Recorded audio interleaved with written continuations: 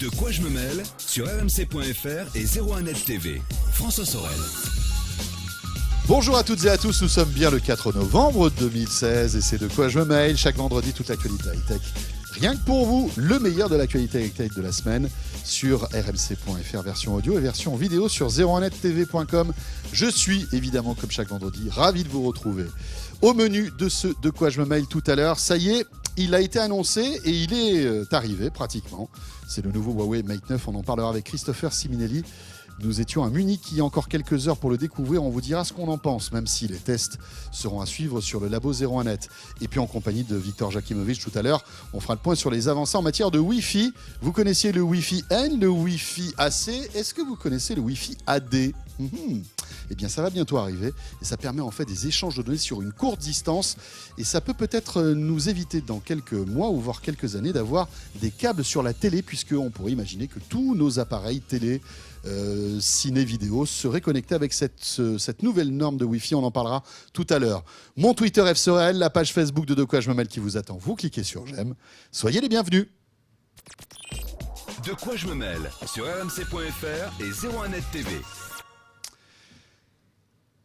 Et on commence par le club de la presse IT. Raphaël Grabier est là. Bonjour Raphaël. Salut François. De la rédaction de 01net.com et Jean-Marie Portal, rédacteur en chef adjoint de 01net Magazine. Bonjour, le François. nouveau numéro, salut Jean-Marie.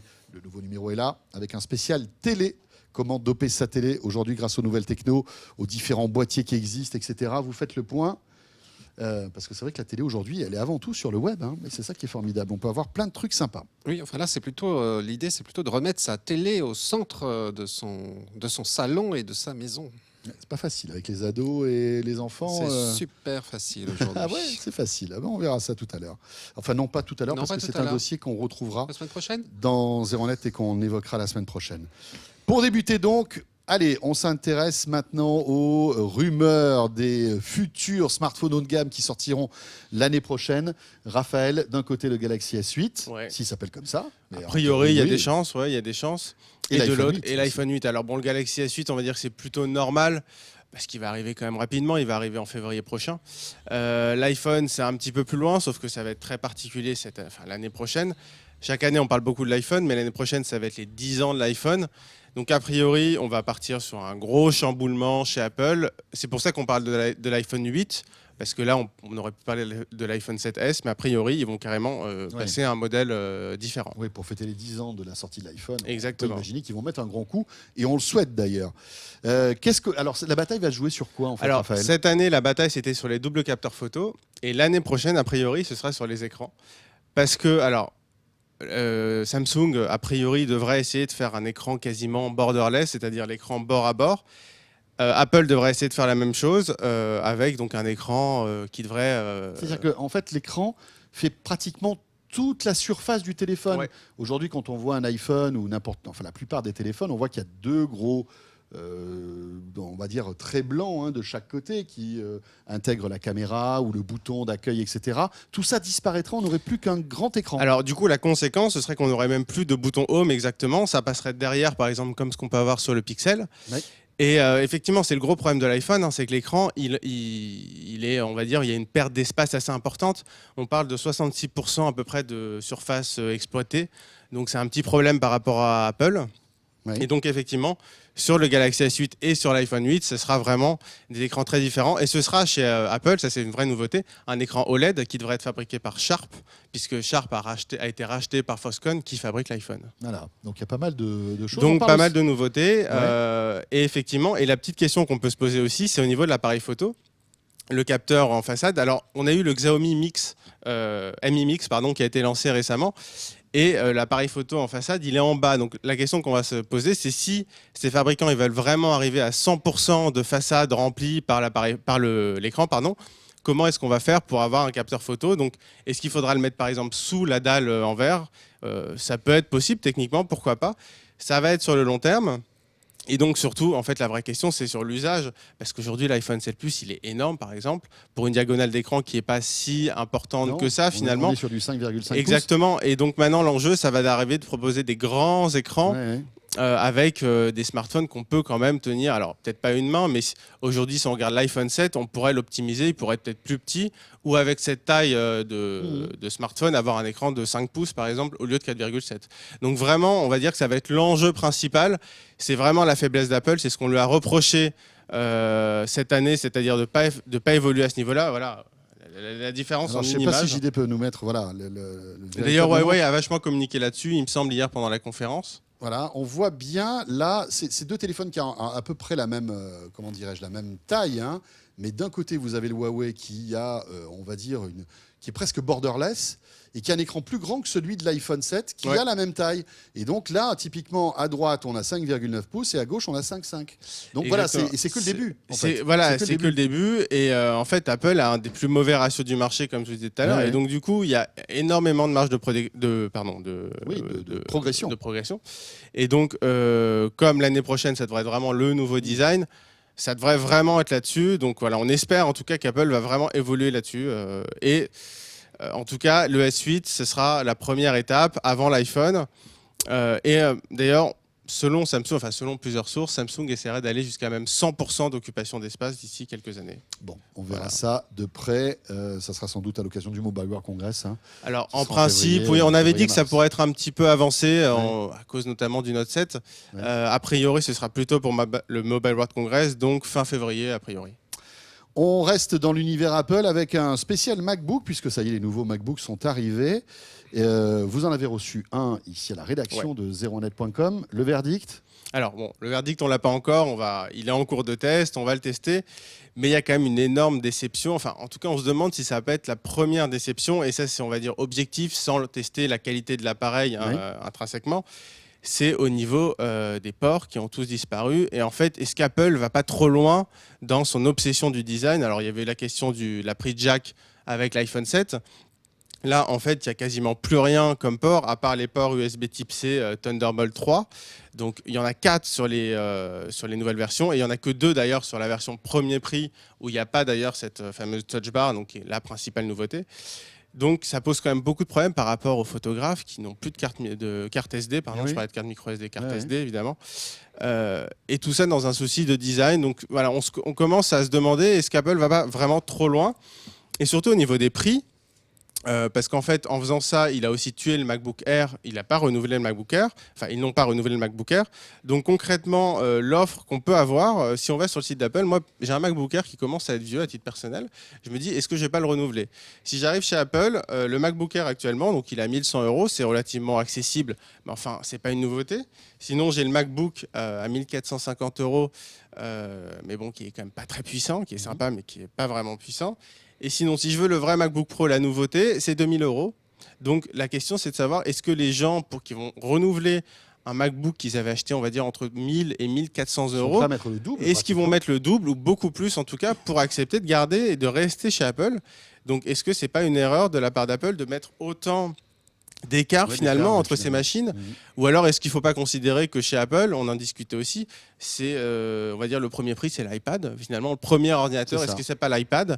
Et là, c'est quand même problématique parce que non, l'iPad, c'est pas un pas ordinateur. un ordinateur. On le dit, on le répète assez Et souvent. voilà. Et donc, ils misent tout comme ça, donc sur à la fois un tarif important, sur l'utilisation unique d'un seul port, donc qui va être problématique parce que il va falloir acheter des tonnes d'accessoires. Alors Apple, c'est très bien, il va vendre plein de dongles, plein d'accessoires, plein de connecteurs, qui sont d'ailleurs, alors on l'apprend ce matin, a priori, il y aura même des anciens connecteurs qui sont sortis il y a quelques mois, Thunderbolt 3, pardon, qui seraient même pas compatibles Oh là là. avec les nouveaux pour des causes de puces qui sont Texas Instruments et pas Intel, etc. Donc c'est Il y un a- petit peu problématique. Oui. Alors je te coupe parce qu'il y a aussi un autre truc de dingue, c'est que les nouveaux MacBook Pro qui viennent de sortir ont un Wi-Fi qui est moins puissant que les MacBook Air sortis il y a quelques temps de cela. Donc, et la dernière génération des MacBook Air remonte quand même à quelques années. Oui, hein. c'est pas tout neuf. C'est pas tout neuf. Et Et- en fait, on se retrouve avec un Wi-Fi qui n'est plus à 1 gigabit, à plus d'un gigabit. On est en dessous parce qu'en fait, pour des raisons de design, Apple a enlevé une antenne. Donc on se retrouve avec un Wi-Fi Voilà. qui est moins puissant que les MacBooks qui étaient sortis il y a quelques années. C'est un truc de dingue quand même. Alors que, Mais c'est l'impression Enfin, qu'on a, c'est tout pour le design. Et alors justement, en parlant de ça, donc alors ils on, ont justifié. on est à 800 mégabits secondes, ce qui est déjà énorme. Mais avant, on était à 1 giga 3. Non, mais oui, mais c'est plus la façon de raisonner d'Apple qui est inquiétante, je trouve. Par exemple, pour justifier la fin du port SD, de la carte SD, leur justification, c'est de dire ouais, mais quand on met la carte SD, ça dépasse un petit peu sur le côté. Et alors Et à un moment, il faut aussi se calmer un petit peu. C'est pas très ça grave. ça dépasse sur le côté pendant quelques minutes, secondes, le temps qu'on charge. Quoi. Voilà, donc il y a un moment, il faut peut-être aussi un petit peu se calmer là-dessus. Finalement, ils veulent faire peut-être une boîte complètement neutre. Voilà, faut aussi. En fait, le problème, c'est on a Bientôt, l'impression. Il n'y aura plus d'écran parce que c'est embêtant, il y a une trace de doigt sur l'écran. Non, mais c'est ça. Et il y a un moment, il faut aussi faire des ordinateurs pour les gens de la vraie vie, pas seulement pour des gens qui vivent à San Francisco, dans des bureaux. Voilà, Mais on sent que John Ive, qui est peut-être l'âme encore d'Apple, à mon avis, a une telle puissance, enfin une telle. C'est l'héritage. C'est lui l'héritage d'Apple. Voilà, c'est tout. On dirait que tout est fait pour le design et pas l'inverse. Alors, normalement, le design doit aussi servir l'utilisation et l'usage. Raphaël, justement, le design pose un problème si on a un souci avec les nouveaux MacBook Pro pour les réparer. Oui, alors en plus, il se répare très mal. Bon, ça, on va dire que c'est pas vraiment. C'est quand même lié au design. C'est pas vraiment nouveau, mais j'imagine que. C'est le design. Des composants à l'intérieur. Voilà, c'est le design, c'est aussi un choix parce qu'ils mettent des vis qui sont spécifiques à Apple. Donc, ça, c'est pas nouveau. Voilà, c'est pas nouveau. Effectivement, il y a à la fois, en fait, le design, on va dire que ça sert cette cause-là chez Apple de tout fermer, de tout verrouiller, de permettre de ne rien pouvoir réparer. Alors, on peut aller chez Apple quand même. Et finalement, on en discutait aussi l'autre fois, on ironisait là-dessus avec Pierre Fontaine, etc., et Eric Le Bourlou. Moi, je me disais, donc, pour revenir à mon vieux MacBook Air, mon cas personnel, moi, le problème, et comme beaucoup de gens, je pense, on parle beaucoup de l'obsolescence programmée, c'est au niveau de la batterie, finalement. Moi, pour les usages que j'en ai, Facebook, voir un film, etc., ça suffit. C'est acceptable. Par contre, la batterie a un vrai coup de vieux. Quand on va chez Apple, changer la batterie, ça coûte 140 €. Donc, je suis en train de me dire, est-ce que finalement, le meilleur MacBook que je puisse pas m'acheter chez Apple, c'est le mien, avec 140 € de réparation et de repartir avec une batterie neuve. Et là, Apple a tout raté, parce que finalement, tu vas mettre à jour ta machine et pas t'en offrir une autre. Après, est-ce que je serai le seul? Je sais pas, mais s'il y en a beaucoup d'autres, ça peut être problématique. Jean-Marie, qu'est-ce que tu en penses de tout ça? On ne comprend plus trop la gamme, de toute façon, d'Apple, parce qu'on se retrouve avec un MacBook Air 13 pouces qui est plus épais que le MacBook Pro, quasiment, sur la tranche. Oui, c'est vrai. Avec un MacBook qui est censé être l'entrée de gamme, mais qui est plus cher que le MacBook Air qui serait censé être au-dessus. Il supprime le 13 pouces. Enfin, il supprime le 11 pouces, alors qu'à la limite, on aurait compris qu'il laisse plutôt le 11 pouces, qui aurait été un vrai entrée de gamme. Et le 13 pouces, oui, en plus, aujourd'hui, ces arguments sont un petit peu. On comprend rien à la gamme d'Apple. On ne sait même pas pourquoi ils l'ont gardé. En fait. Pourquoi pas avoir supprimé les deux d'un seul coup? Et sur les deux, dans ce cas-là, pourquoi pas avoir gardé le 11 pouces qui, lui, pouvait justifier parce qu'il est tout petit, parce qu'il avait encore quelques arguments. Après, pour le problème du renouvellement des machines, il ne faut pas oublier quand même que, historiquement, les Macs, ce sont des machines qu'on renouvelle moins souvent que les PC. Donc ça, la durée de vie d'un Mac est toujours plus longue.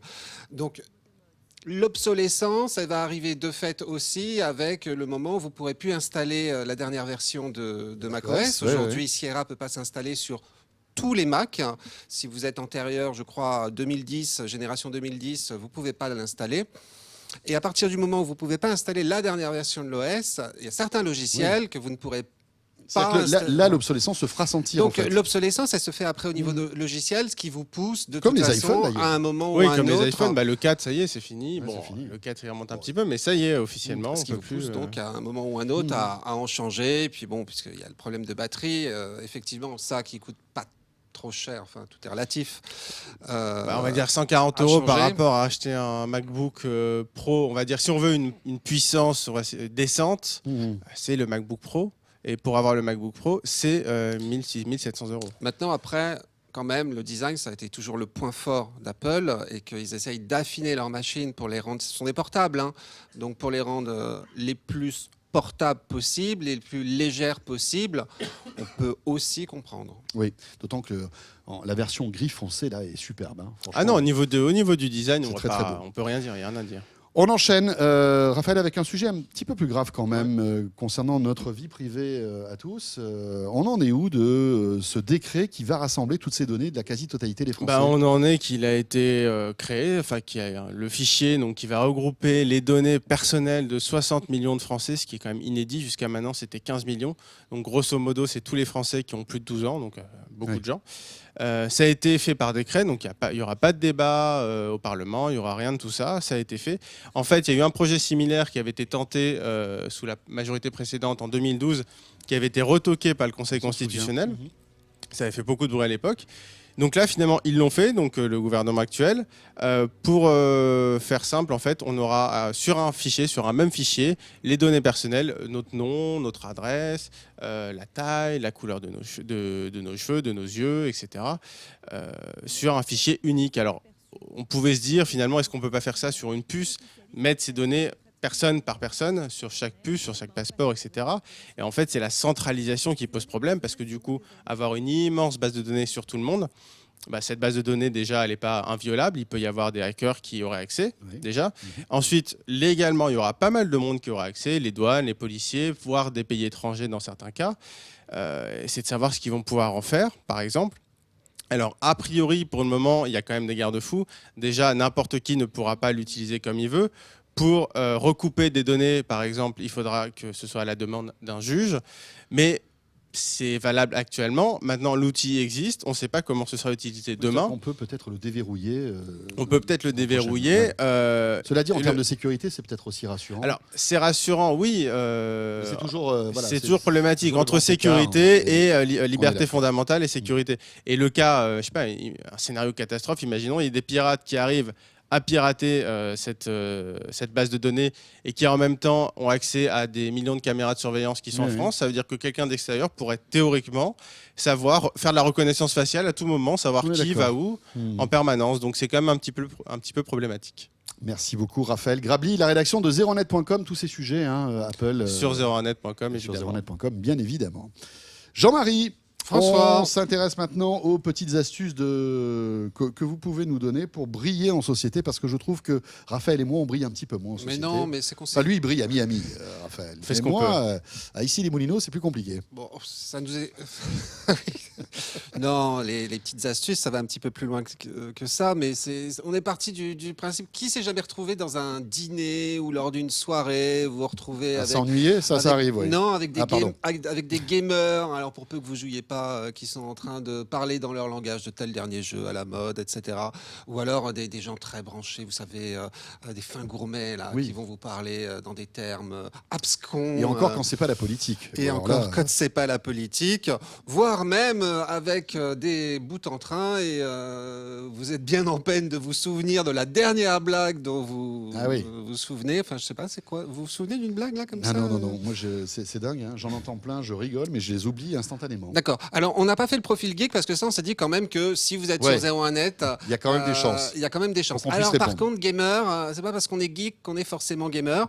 On a identifié 5 profils. C'est des anti-sèches de soirée là que vous nous proposez. C'est un peu des anti-sèches de soirée, c'est-à-dire vous révisez avant.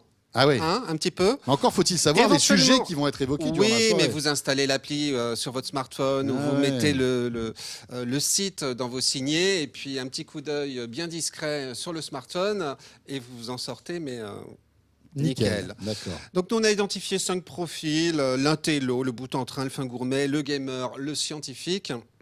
L'intello, si vous voulez, par exemple, sortir quelques citations, vous tendez votre verre de vin comme ça, et comme Alexandre Dumas, vous dites « Rien ne fait voir l'avenir, couleur de rose comme de le contempler dans un verre de Chambertin ». C'est beau. Ben ça en jette. Ah oui, ça en jette. Ça en jette. Et vous allez sur Proverbes et Citations, vous en trouvez 6000 comme ça. Vous en révisez quelques-unes au passage. On les sort au bon moment. Voilà. Et vous rajoutez un petit savoir inutile. Le problème, c'est qu'il faut les comprendre, parce qu'autrement, on risque d'être hors sujet. Oui, mais alors... Vous pouvez masquer ce genre de choses, vous voyez. Par exemple, derrière, vous placez une petite citation, enfin, c'est même plus une citation, un petit savoir inutile, vous saviez que 32 millions de litres de vin sont consommés chaque jour en Europe. Ah oui. Vous êtes content quand vous savez ça. Et que vous faites n'empêche que ça en jette. Ça en jette, c'est vrai. Et ça, vous en trouvez des tonnes, vraiment à l'appel, sur les savoirs inutiles. Alors, c'est-à-dire des chiffres comme ça qu'on sort, des statistiques, surtout sur n'importe quoi qui ça peut être servent sympa à aussi rien. quand il y a un dîner où vous savez, il n'y a pas de discussion, tout le monde s'ennuie et tout. Vous balancez un chiffre comme ça peut peut-être relancer la discussion. Exactement. Voilà. Alors, si on vous branche sur la littérature, ça c'est un peu compliqué d'avoir révisé ces classiques juste avant. Ça, c'est sûr. Là, je vous conseille Fiches de lecture ou Cooper. Alors eux, c'est très intelligent. Hein, c'est payant d'ailleurs parce que ça peut servir aussi pour les étudiants et ça c'est pas bête. bête. Vous prenez un bouquin et il vous résume grosso modo le bouquin en 2 temps 3 mouvements, même pas besoin de le lire, même pas besoin de prendre un abrégé. Vous avez l'histoire comme ça. Et puis si vous voulez spoiler un peu vos amis sur Cinéphile, vous allez sur... Et en fait, à la fin... Oh non, ça c'est horrible. Et alors ça, j'adore ce site parce que vous allez sur le site, il vous affiche, alors c'est aléatoire mais c'est rigolo. Et en fait, à la fin, il meurt. C'est ça. Il vous affiche donc une photo du film et c'est juste une phrase. Et en fait, à la fin, c'est machin le tueur et en fait, elle l'a trompé et en fait, et ça c'est drôle. Oui, c'est drôle. Et puis, bon, vous risquez de vous faire des ennemis. Vous risquez de vous faire quelques Mais cela dit, ça peut être ennemis. sympa. Si vous êtes dans un dîner avec des gens que vous ne voulez plus voir, vous leur balancez comme ça les fins de tous les films qu'ils n'ont pas vus. Je pense qu'après, vous êtes tranquille pendant un moment. Oui, alors il y en a un aussi que j'aime bien, c'est Étale ta culture. Parce que dessus, comme la confiture. Dessus, oui, c'est ça. Et dessus, entre autres, j'ai trouvé 15 techniques infaillibles pour prendre votre interlocuteur pour un con. Et ça, vous trouverez ça sur ce site. Écoutez, vous suivez le mode d'emploi, ça marche. Alors, on parlait de blagues tout à l'heure. Pourquoi les Belges marchent-ils sur des tuyaux d'arrosage? Je sais pas, je crains le pire. Pour faire de l'eau plate. Ah oui. Celle-là, elle est facile à retenir. Hein. Vous la filez à votre gamin en cours d'école. Ce moment gênant, là, il faut y aller, non? C'est ça. C'est ça. Ou alors, la plus intelligente, c'est la blonde, la rousse ou la brune? Oui. La rousse parce que c'est un dictionnaire. Alors ça, je vais vous passer la liste des sites comme ça qu'on a relevés, mais qui sont. On n'a plus que 3 auditeurs là, mais je pense qu'on peut baisser encore. Oui, mais alors ce qui est pas mal sur blague drôle, une blague drôle de blague, c'est que certains s'amusent justement à faire le classement des blagues, parce qu'il n'y a rien de pire qu'une blague qui fait un flop, mais ils vous font le classement des meilleures blagues et le classement des meilleurs flops en fonction des réactions des internautes. Pas mal. Donc ce qui est parfois amusant, c'est de prendre le classement justement à l'envers et de voir les pires blagues qu'on peut vous sortir. Il y en a certaines, en fait, vous lisez la blague, vous ne comprenez même pas. Ah oui, tellement c'est nul. Ou alors c'est de mauvais goût, ou alors vous comprenez pas la chute. D'accord. Vous vous retrouvez avec des fins gourmets, ça c'est pas mal. Alors je vais vous passer les petits Frenchies, vous allez apprendre ce que c'est que chiqueter, clarifier, fileter, si vous connaissez pas les termes de cuisine. Mais il y en a une, moi, qui m'amuse particulièrement, c'est le pipotron du vin. Alors le problème, c'est que c'est un peu à double tranchant, le pipotron du vin, c'est que si vous vous retrouvez vraiment face à des spécialistes ils vont voir du vin, que vous êtes, ils vont carrément, vous êtes un imposteur en fait. Oui, parce que le pipotron du vin, vous lancez l'appli, vous appuyez sur le bouton et il vous sort pour n'importe quel vin. Des notes boisées, de la cuisse, oui, alors, il a de la vocabulaire. Il n'y a quasiment qu'à lire. Ah ouais. Et vous appliquez ça à n'importe quel vin. Alors, face à des néophytes, ça passe. Mais alors, vous passez pour l'ultra spécialiste. Par contre, face à des connaisseurs, vous passez vraiment pour une bille. Et ça peut être même un truc pour draguer une fille. Ouais. Ou les serveurs, ils doivent l'utiliser de temps en temps aussi, je pense. Oui. Ouais, c'est clair. Alors, face à des gamers, si Overwatch, Gears of War, Watch Dogs, Battlefield, etc., ça vous dit pas grand-chose, je vous conseille d'aller... Overwatch, Jean-Marie, vous avez dit Overwatch. J'ai dit Overwatch. Ah ben oui. Non, parce que là, franchement, parce que ça ne me dit rien. Parce qu'on sent là vraiment que vous y comprenez rien. C'est bien ça. Alors, vous allez sur la chaîne YouTube Globtopus Game. Ouais. Et là, c'est assez amusant parce qu'il fait des petites vidéos de 3 minutes et en 3 minutes, il vous résume le jeu. Ah d'accord, donc comme ça on est au top. Ouais, comme ça vous êtes au top, sachant qu'il vous fait en plus des vidéos un petit peu plus longues où il va vous retracer l'histoire des grandes sagas, de certains jeux, des gros blockbusters. Donc ça c'est bien. Et puis alors pour terminer, si vous vous retrouvez face à des chercheurs, face à des gens, vraiment les intellos, mais côté sciences, d'une part, il y a TED.com, qui est les conférences TED, c'est connu, donc ça, vous pouvez regarder les vidéos, c'est très très riche. Vous avez universiscience.tv. Parfois, on peut s'endormir. On peut un peu s'endormir, mais ce qui est bien, c'est qu'elles sont toutes sous-titrées maintenant, donc, parce que c'est des conférences généralement en anglais. Maintenant, elles sont sous-titrées. C'est pas très très long chaque vidéo et il y a quand même des thèmes très intéressants. Univers Science TV, ça c'est le Palais de la Découverte et la Cité des Sciences qui traitent de sujets divers et variés. Oui. Mais surtout, moi, celui que je préfère, c'est ma thèse en 180 secondes. Et ma thèse en 180 secondes, en fait, c'est un concours. On en est à la 3e édition cette année. Et donc, ce sont des thésards, des gens qui ont fait une thèse. Et le défi pour eux, c'est de raconter leur thèse en 180 secondes, donc 3 minutes, mais de façon ludique et compréhensible. Et entre autres, la gagnante de cette année, sa thèse, c'était sur le poisson zébré et d'expliquer pourquoi elle s'intéressait au poisson zébré. Alors, elle amène ça de façon très, très rigolote. Ce poisson zébré qui fait cette taille-là, hein, et qui est zébré, effectivement, et qui a comme particularité, en fait, de régénérer la plupart de ses organes. Tiens. Et donc, forcément, on se dit, c'est intéressant ensuite appliqué à l'homme. C'est-à-dire qu'on a une approche ludique pour un sujet qui est forcément un peu ardu, mais qui est intéressant. Oui, et elle rentre même dans le pointu, finalement, et arrive à vous faire comprendre que c'est pas simplement le fait qu'il régénère ses organes qui est intéressant, c'est qu'il régénère ses organes sans cellules souches. Cellules souches qui sont quand même à l'origine de certains cancers, comme tel Safol. Là, c'est des cellules adultes qui régénèrent les organes. Donc, en plus, régénération d'organes sans risque de tumeur. Merci Jean-Marie. On en retrouve tout cela, page 68 du 01net Mag qui est ici. Voilà, en kiosque actuellement. Merci beaucoup Jean-Marie Portal et merci à Raphaël Grabli. Merci François. De quoi je mets la suite dans un instant. Vous restez avec nous, avec Christopher Simili. On vous dira un maximum de choses sur le Huawei Mate 9 qui a été annoncé hier à Munich. Et puis juste après, ce sera Victor Jakimovic. On parlera de Wi-Fi avec Victor. À tout de suite. De quoi je me mêle sur rmc.fr et 01net TV.